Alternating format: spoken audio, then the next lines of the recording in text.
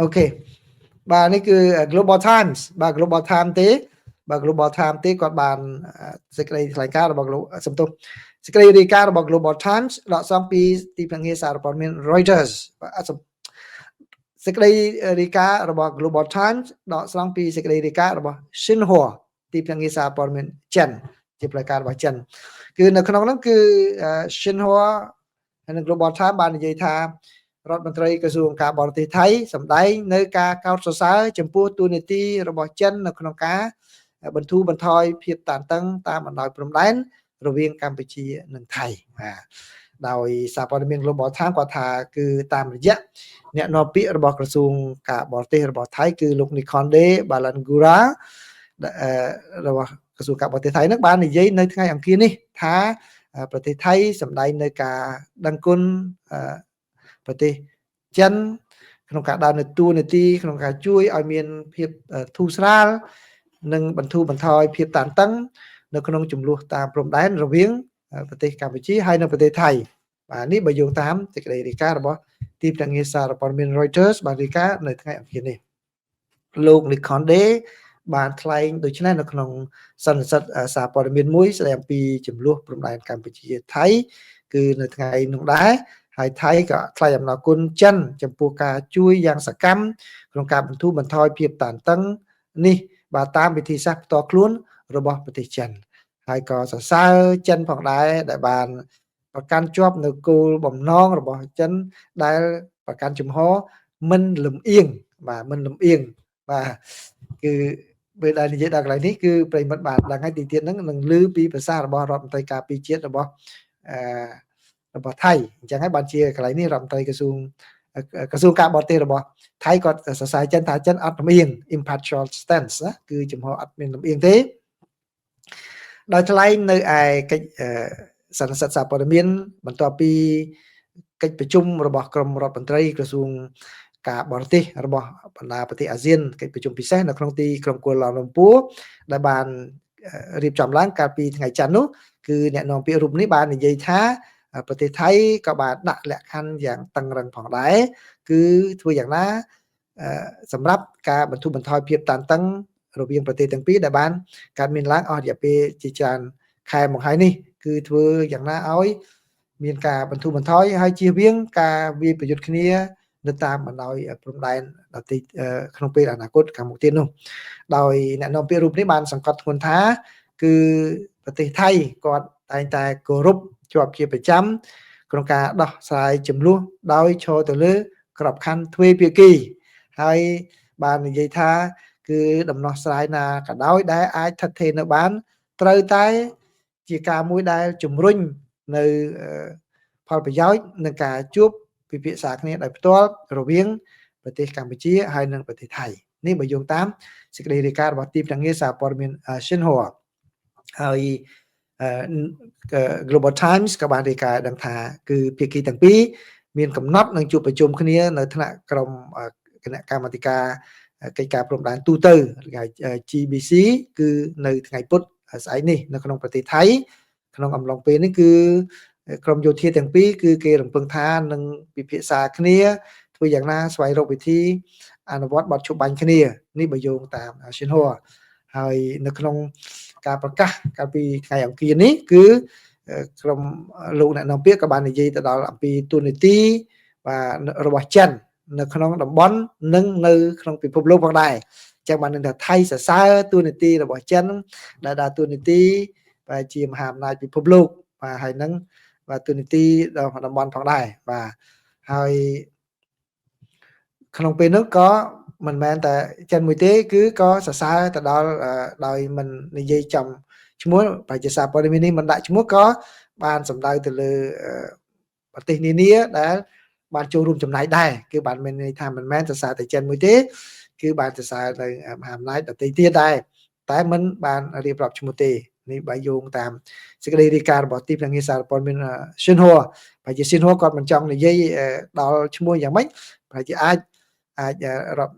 អ្នកនាំពាក្យក្រសួងការបរទេសរបស់ថៃគាត់និយាយដែរតែ Xinhua ក៏មិនដាក់អញ្ចឹងណាបាទខ្ញុំអត់ដឹងដែរពីព្រោះខ្ញុំយកអត្ថបទដែលស្រង់មកផ្សាយទៀតណាហើយបន្តទៀតគឺសារព័ត៌មាននេះបញ្ចប់ដោយរាយការណ៍ថា ប្រទេសថៃបានសម្ដែងការអរគុណបាទអរគុណចំពោះជំហររបស់ប្រជាជននៅក្នុងការប្រកាន់ជំហរមិនចូលជ្រៀតជ្រែកកិច្ចការផ្ទៃក្នុងរបស់ប្រទេសដទៃនិងជំហរអព្យាក្រឹតបន្ទាប់ពីកិច្ចប្រជុំដែលបានរៀបចំឡើងរវាងលោកឯករដ្ឋទូតរបស់ប្រទេសចិនជាមួយនឹងនាយករដ្ឋមន្ត្រីរបស់ថៃនេះបើយោងតាមសេចក្តីរាយការណ៍នានារបស់សារព័ត៌មាននៅក្នុងប្រទេសថៃដែលឈិនហួរដកសងយកមកផ្សាយបាទអញ្ចឹងប្រិមត្តបានដឹងហើយណាបាទអញ្ចឹងចិនក៏ទៅជួយសម្រួលកិច្ចការនេះដែរអញ្ចឹងយើងនិយាយដោយយុទ្ធធរក្នុងនាមជាជនរងគ្រោះបាទដោយមិនកេងចំណេញពីស្ថានភាពដោយនិយាយថាមានតែអាមេរិកទេហើយយើងភ្លេចទូនីតិរបស់ចិនការពិតចិនក៏បានចូលរួមចំណែកដែរតាមវិធីសាស្ត្ររបស់ចិនបាទអញ្ចឹងដូចដែលខ្ញុំធ្លាប់បាននិយាយក្នុងពេលកន្លងមកអញ្ចឹងអ្នកណាក៏ដោយដែលជួយឲ្យបញ្ឈប់អំពើហិង្សានេះការប្រយុទ្ធគ្នានេះប្រជាពលរដ្ឋវិលទៅរកលំនៅឋាននិងប្រកបរបរតាមធម្មតាវិញគឺយើងកម្ពុជាទៅតែអរគុណទាំងអស់បាទអញ្ចឹងព័ត៌មានទី3ឥឡូវចូលព័ត៌មានទី4នេះជាសេចក្តីអូមកដើរវិញល្អជាសេចក្តីរាយការណ៍របស់ទីភ្នាក់ងារសារព័ត៌មាន AFP មក AFP ណាអញ្ចឹងត្រឹមម៉ោងដែលខ្ញុំផ្សាយដកមកផ្សាយហ្នឹងគឺបាទគឺ AFP ដាក់ចំណងជើងថាកិច្ចប្រជុំព្រំដែនរវាងកម្ពុជានិងថៃគឺស្ថិតនៅក្នុងភាពមន្ទិលសង្ស័យនៅឡើយទេដោយសារតែចំនួនគ្នាពីរឿងទីតាំងប្រជុំបាទអញ្ចឹងមកដល់ម៉ោងនេះប្រហែលជាអាចដោះស្រាយហើយឬក៏នៅខ្ញុំអត់ដឹងទាំងអធិស្ឋានប្រិមិត្តគឺខ្ញុំចែករំលែកទៅតាមអ្វីដែលទីភ្នាក់ងារសារព័ត៌មានបារាំង AFP បានរាយការណ៍ទេណាបាទអញ្ចឹង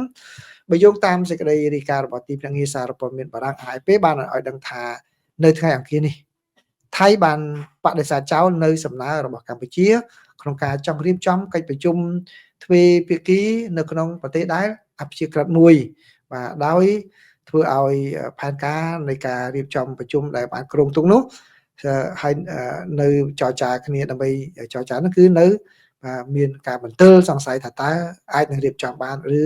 យ៉ាងណានោះបាទគឺការប៉ះទង្គិចបាទគឺការប៉ះទង្គិចរវាងប្រទេសជិតខាងទាំងពីរនេះបានអូសបន្លាយអស់រយៈពេល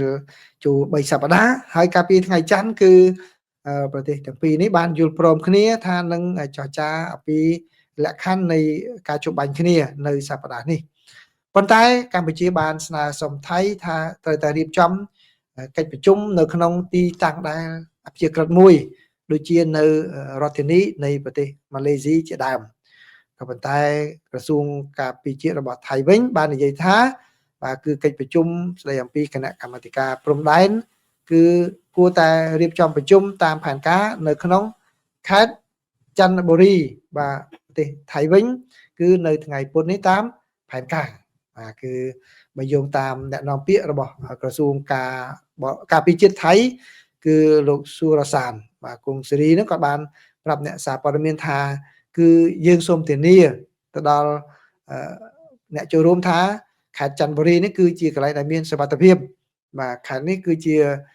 កន្លែងដែលការប្រជុំតាំងពីដំបូងថាចង់រៀបចំនៅទីនោះពីសូម្បីតែមុនពេលដែលការប្រយុទ្ធគ្នាកើតឡើងក៏ដោយគឺខាងថៃក៏ថារៀបចំនៅកន្លែងនេះហើយលោកស៊ូរ៉ាសានបាននិយាយថាមន្ត្រីដែលមកពីខាងគណៈកម្មាធិការព្រំដែនគឺអាចជួបប្រជុំគ្នារហូតដល់ពីថ្ងៃពុធរហូតដល់ថ្ងៃសៅរ៍បាទអញ្ចឹងជួបប្រជុំគ្នាមិនមែនតែមួយថ្ងៃទេណាពុធពហុសុក្រសៅរ៍តែម្ដងដោយបន្ថែមថាតើកិច្ចប្រជុំនោះគឺអាចនឹងកើតមានឡើងនៅក្នុងទឹកដីថៃឬអត់វាអាស្រ័យទៅលើភាគីកម្ពុជាទេបាទថៃបោះបាល់មកវិញដល់ហើយអ្នកនាំពាក្យរបស់រដ្ឋាភិបាលកម្ពុជានៅពេលដែល AFP តាក់ទងទៅសួរចុងក្រោយមុនផ្សាយនេះថាតើសម្ដេចទីតាំងហើយឬនៅគឺអ្នកនាំពាក្យលោកបានបញ្ជាក់ថាមិនទាន់ទទួលបានព័ត៌មានបច្ចុប្បន្នភាពថានឹងរៀបចំនៅទីណានៅឡើយទេបាទលោករដ្ឋមន្ត្រីក្រសួងការបរទេសរបស់ថៃគឺលោកសៀស័កភួងខិតកៅកាលពីថ្ងៃច័ន្ទបានប្រកាសអំពីការជួបប្រជុំគ្នានេះបាទបន្ទាប់ពីកិច្ចប្រជុំនៅក្នុងទីក្រុងកូឡាឡាំពួរដើម្បីដោះស្រាយបញ្ហាបន្ទាន់រវាងកម្ពុជាហើយនិងថៃដោយមានការចូលរួមពីក្រុមរដ្ឋមន្ត្រីក្រសួងការបរទេសរបស់អាស៊ានផងដែរហើយនៅក្នុងលិខិតបាទនៅក្នុងលិខិតមួយដែល ផ្ញើទៅសមភាគីថៃទៅលោកណតផនណាក់ផានិតនោះគឺលោកទាសីហាដែលជារ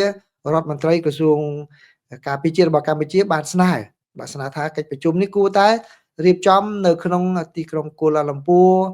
ប្រទេសម៉ាឡេស៊ីវិញទៅដោយសារតែហេតុផលសន្តិសុខចឹងលោកទាសីហាបានសរសេរលិខិតហ្នឹងហើយទីភ្នាក់ងារសារព័ត៌មាន AFP បានទទួលបានលិខិតហ្នឹងបានបញ្ជាក់ថាដោយយោងទៅលើការប្រយុទ្ធគ្នានៅតាមបណ្ដោយព្រំដែនដែលកំពុងតែបន្តគឺកិច្ចប្រជុំនេះគួរតែរៀបចំនៅទីតាំងដែលមានសុវត្ថិភាពនិងអព្យាក្រឹតវិញនេះបើតាមលិខិតដែល AFP បានឃើញឲ្យដកស្រង់ AFP ក៏បានរាយការណ៍បន្ថែមថារដ្ឋមន្ត្រីក្រសួងការពារជាតិរបស់ថៃវិញបានប្រាប់អ្នកសារព័ត៌មានដែរថាការពីកិច្ចប្រជុំ GBC លើកមុននោះរៀបចំនៅខេត្តកោះកុងប្រទេសកម្ពុជាទៅហើយដូច្នេះឥឡូវនេះដល់វេនថៃគេបានរៀបចំធ្វើជាម្ចាស់ផ្ទះម្ដងហើយដោយលោករដ្ឋមន្ត្រីបន្ថែមថាគឺគ្មានអ្វីដែលត្រូវព្រួយបារម្ភទេគឺប្រជាពលរដ្ឋថៃឬក៏ខាងភាគីថៃនោះគាត់ចេះហើយបែងចែកគ្នារវាងអ្វីទៅដែលជារឿងយោធានិងអ្វីទៅដែលជារឿងការទូតនោះបាទអញ្ចឹងគឺគាត់បាននិយាយបែបអញ្ចឹងហើយនៅក្នុងការដកស្រង់របស់ខាងសារព័ត៌មានខៅសូតវិញបាទសូមបញ្ចូលទៅក្នុងអត្ថបទរបស់ AFP នេះមិនមែន AFP ទេគឺដល់យោងខៅសូតវិញគឺលោករដ្ឋមន្ត្រីក្រសួងការពារជាតិរបស់ខាងថៃហ្នឹងក៏បាននិយាយត្អូញត្អែថាគ្មានប្រទេសណាមួយនឹងគ្រប់គ្រងថៃពិតប្រាកដទេគាត់ថាគ្មានប្រទេសណាគ្រប់គ្រងយើងពិតប្រាកដទេគ្រប់គ្នានិយាយថាអូពួកគេនឹងអព្យាក្រឹតប៉ុន្តែការតាមការអនុវត្តជាក់ស្ដែងពួកគេឈរខាងកម្ពុជាខណៈដែលអះអាងពីអព្យាក្រឹតភាពពួកគេស្ដាប់ព័ត៌មានតែពីភាគីកម្ពុជាទេហើយមើលឃើញយើងជាប្រទេសធំជាងដែលចូលឈានពានបាទហើយគាត់បានរាយរាប់ច្រើនតទៀតពីរឿងដែលថាថៃនឹងធ្វើនឹងមិនចឹងទៅបាទខ្ញុំសូមបញ្ចប់អ្វីដែលខៅសូតបានដកស្រង់លោកនិកផានីតនឹងថាគ្មានប្រទេសណាមួយពិតជាគ្រប់គ្រងយើងទេខ្ញុំមិនឃើញប្រទេសណាមួយកោតទោសកម្ពុជាចំពោះការដាក់មីននៅក្នុងទឹកដីថៃនោះទេផ្ទុយទៅវិញពួកគេគ្រាន់តែអំពាវនាវឲ្យប្រទេសថៃកាត់បន្ថយការប្រើប្រាស់អាវុធនិងបន្ថយអំពើហិង្សាខ្ញុំដឹងរឿងនេះច្បាស់ណាស់បាទហើយខ្ញុំជឿជាក់ថាប្រទេសថៃកំពុងដើរលើផ្លូវត្រូវយើងកំពុងធ្វើសកម្មភាពស្របតាមច្បាប់បាទនេះគឺតាមការបញ្ជាក់របស់លោករដ្ឋមន្ត្រីណាលោករដ្ឋមន្ត្រីបានបញ្ជាក់ដូច្នេះបាទហើយសូមបន្ថែមផងដែរគឺសារព័ត៌មាននេះបានឲ្យដឹងទៀតផងដែរថាក្នុងគណៈពេលដែលគឺភាគីទាំងពីរនិយាយអំពីការជួបប្រជុំគ្នាដើម្បីស្វែងរកដំណោះស្រាយនោះគឺការប្រយុទ្ធគ្នានៅតាមបណ្ដោយព្រំដែននៅតែកើតមានឡើងនៅឡើយទេអញ្ចឹងប្រិមិត្តអាចចូលទៅក្នុង Facebook ឬក៏ Channel របស់ខាងកម្ពុជាក្រសួងការពារជាតិកម្ពុជាដើម្បីទទួលបច្ចុប្បន្នភាពបានក៏ប៉ុន្តែខ្ញុំសូមដកមិនចូលជម្រាបលម្អិតទេខ្ញុំសូមដកស្រង់តែពីសារព័ត៌មាន AFP ដែលបានរាយការណ៍សូមបន្តថាគឺក្នុងពេលនេះគឺការប្រយុទ្ធគ្នាគឺនៅតែកើតមានឡើងនៅតាមបណ្ដោយព្រំដែននៃប្រទេសទាំងពីរដែលមានតំបន់តិចតួចណាស់ដែលនៅស្ងប់ស្ងាត់គ្នាមិនមានអ្វីកើតឡើងនៅថ្ងៃអង្គារនេះហើយក្រសួងការពារជាតិរបស់កម្ពុជាវិញបាននិយាយថាកងកម្លាំងរបស់ថៃគឺបាញ់ផ្លោងដាក់ទីក្រុងប៉ោយប៉ែតហើយនឹងបានទម្លាក់គ្រាប់បែកទៅលើផ្នែកខ្លះនៃខេត្តព្រះវិហារផងដែរនៅថ្ងៃអង្គារនេះក្នុងគណៈពេលដែលការប្រយុទ្ធគ្នានៅបន្តនោះគឺភាគីថៃវិញបាននិយាយថាគឺមានកើតមានឡើងនៅក្នុងខេត្តចំនួន4បាទនៅខាងភាគឦសានរបស់ថៃហ្នឹងហើយដែលមានកងកម្លាំងថៃបានធ្វើនៅសកម្មភាពអ្វីដែលពួកគេបាននិយាយថា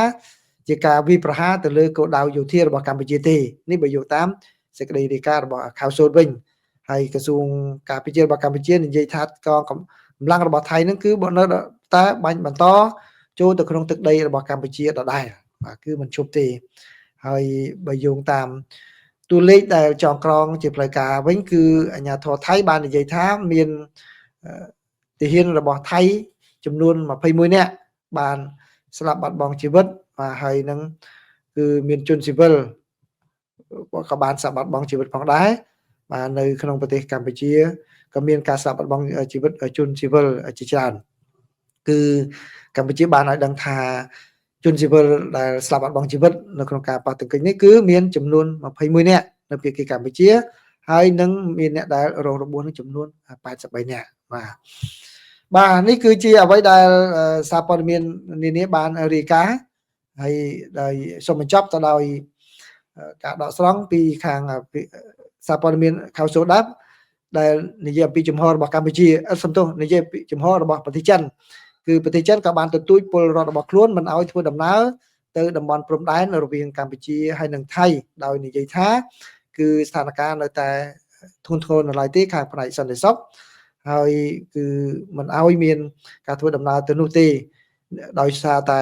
ក្នុងពេលកាលពីថ្ងៃច័ន្ទគឺមានពលរដ្ឋចិនមួយរូបបានរងរបួសនៅក្នុងប្រទេសកម្ពុជាក្នុងអំឡុងពេលដែលការប្រយុទ្ធគ្នាតាមព្រំដែននេះនៅតែបន្តកើតមានឡើងបាទនេះគឺជាសេចក្តីរាយការណ៍នានាដែលខ្ញុំសម្រង់មកបញ្ចូលគ្នាដើម្បីចែករំលែកជូនប្រិយមិត្តទាំងអស់គ្នាហើយសូមអរគុណប្រិយមិត្តដែលចូលមកស្ដាប់ព័ត៌មាននេះហើយសូមអធិស្ឋានថ្ងៃនេះមានកិច្ចការរវល់ផ្ទាល់ខ្លួនបានជាឲ្យរងចាំបាទខ្ញុំនៅនឹងទេប៉ុន្តែមានកិច្ចការរវល់ផ្ទាល់ខ្លួនឲ្យរងចាំយូរបន្តិចអញ្ចឹងសូមអរគុណសូមជម្រាបលា